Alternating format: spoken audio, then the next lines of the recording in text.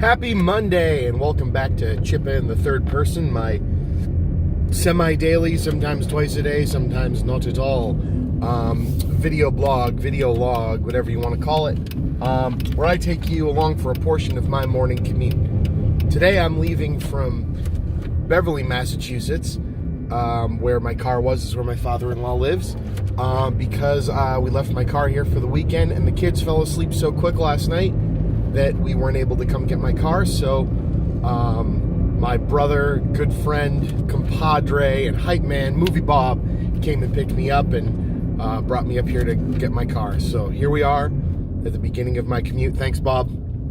And let's do this. So patreon.com/thechippa is where you can support me in my creations. The Chipman Brothers Tangent, which we recorded an episode of over the weekend, so you'll be seeing something for that in the next few weeks. Yay. The Creating Geeks podcast, which we have an upcoming episode with Steve from Engaged Family Gaming. We had him on. And we have some other stuff in store for that as well. The Talkbuster podcast and Shooting the Shit with Chippa, which has been picking up some steam, getting some cool guests, local comic book artists, local video game designers. So there's that. Friday night I actually recorded with the guy from Horizon's End Gaming. It was a blast having him on. We talked about their game, The Great Gaius, which I played at PAX East. You heard me talk about it on my episode with Tyler Gorman of his show. That's the Pumpkin Copter Cast. We did our little not E3, well, geez, that would have been awesome. Our little PAX East recap. And that game was my favorite that I had played. It's a 7-year undertaking to design this game, and it's a Chrono Trigger style, or at least in that world or that era of RPG kind of a game. It's on Steam. You should get it. It's fantastic, and I can't wait to share that episode with you guys. So, on to thoughts for the day. When I last left you, we were talking about the Sky Commanders. Some people shared me some cool pictures of some Sky Commanders toys on eBay. Oh, don't tempt me, internet. Don't tempt me. So, yeah. Avengers Endgame. $2.2 billion in a week. 9 days. It's like the 6th or 5th highest grossing of all time in the US and the 2nd highest grossing of all time worldwide, thanks to those overseas numbers. It's probably a week or two away from taking Avatar, which is incredibly impressive. Remember, Avatar is quite an undertaking as well. That movie, I still think is awesome.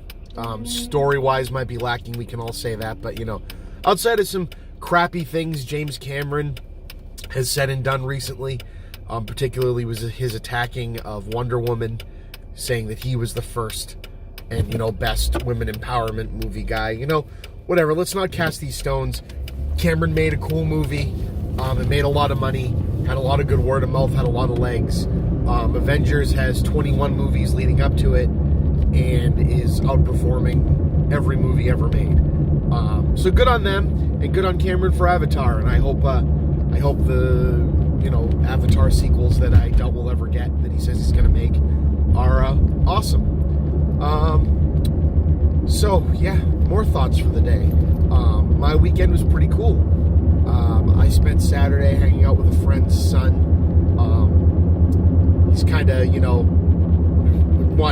10-year-old kid. He's a great friend of mine, one of my best friends. This kid's great. We hang out a lot. He doesn't have a lot of male role models, so I took him to Legoland with my daughter, Legoland in Boston. They had done up the Boston Miniland, which, if you guys don't know, whenever they put Legoland somewhere, especially like these smaller ones that aren't the big amusement park, they make tiny versions of the city. So this is really cool. They've got the main city proper of Boston. With the Zakim Bridge leading in, it actually goes underground, and there's sight glass on the side where you can see under. But what's cool is, like any cool diorama or train set that someone might do, they change it. So when you go in, there's things added to it. And right now, they've infused one the seasonal changes that they do. So like in the wintertime, the ponds in the Boston Common become frozen, and the characters can, skate on them or whatever. But they've put all the Lego Movie 2 sets in there. So you've got, Emmett's house ship is flying over one portion of it, and the Duplo invaders are attacking at another part. And since it's Apocalypseburg, they've got one of the sets that's like, the Mad Max style thing, like built up on the side of the Boston Garden, the TD Bank North Garden, or whatever it is now. It'll always be the Garden, up on the side of it. It's really cool. They've got, the Emmett's alter ego, or the alternate or villain version, or, whatever, the bad guy, who's the good guy, who's the bad guy, who knows, of Lego Movie 2. I think it was Biff Killvest or something like that. I forget the actual name, but Chris Pratt does his voice too. And his punch fist ship, which reminds me a lot of, what was it called? Freedom Finger, as it were, on top of one of the buildings in the alternate section. So they have another section that's kind of things that aren't in the main city proper, and they've kind of melted them together. So on another one, they've got the Hatch Shell, which, for those of you not from Boston, are where the Pops perform on the 4th of July every year. It's a free concert. It's a free venue out in the middle of the Common, and it's awesome. I've seen 4 or 5 of my favorite concerts of my life for free at the Hatch Shell. So there were some local radio stations, WBCN, which is now 98.5 the Sports Hub, so they shifted and changed around, but that's one. So it's not a hard rock station anymore. There was WAAF, which is still around, and there was what's the other one? WFNX, which was out of Lynn, where I grew up, and FNX was like the alternative punk rock, station. It was really cool, and they all put on shows at the Hatch Shell. So I saw MXPX, Phoenix TX. I saw Less Than Jake twice. One of those times was with Big D and the Kids Table. Boston Punk Ska represent. There you go, Big D. And another time I saw Harvey Danger, of all people. Paranoia, paranoia, everybody's coming to get me. Those guys. Yeah, them. And then on City Hall Plaza, they did the Mighty Mighty Boss Tones, because they used to do the hometown throwdown at the Hatch Shell. They did it in City Hall Plaza one year, and it was on the stone steps, so everybody was getting hurt, but it was a blast. And they had Mayor Menino, rest in peace, on stage with them, skanking. So that was really cool. So just a funny little aside. So they got the Hatch Shell, and in that area they've also got, I think the library, or the JFK Memorial Library, which is in the southie there. And then they had Foxborough Stadium, Gillette Stadium, where the Patriots play. Which, for those of you that think you can fly to Boston and like walk or take a cab to Foxborough is an hour and a half out of Boston.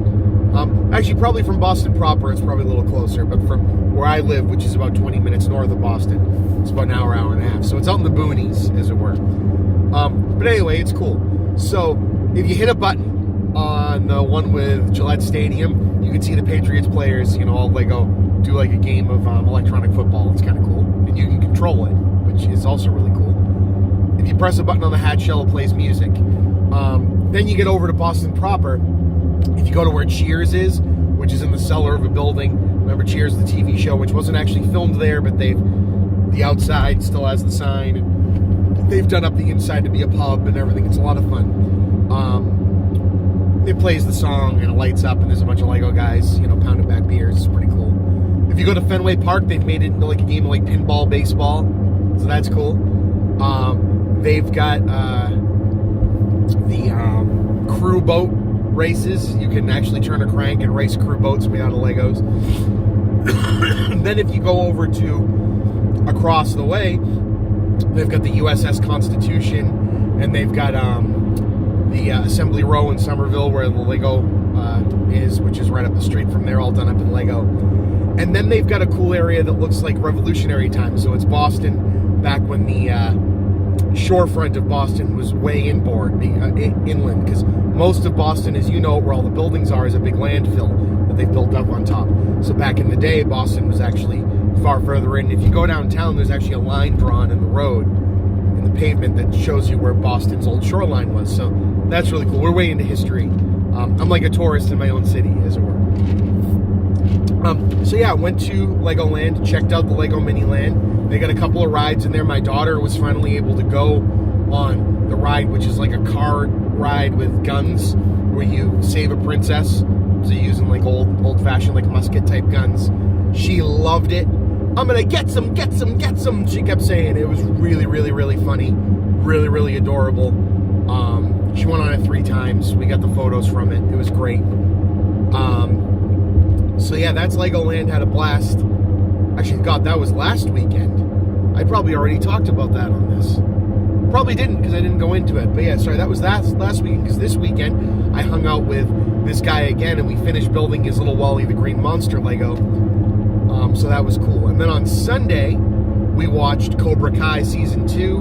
We watched the first 7 episodes. I'm watching it with my sister-in-law, so we're holding off on the last ones to finish with her. But Cobra Kai Season 2, I haven't seen Creed 2 yet, but I've seen Creed 2's reviews, and Creed 1 is amazing.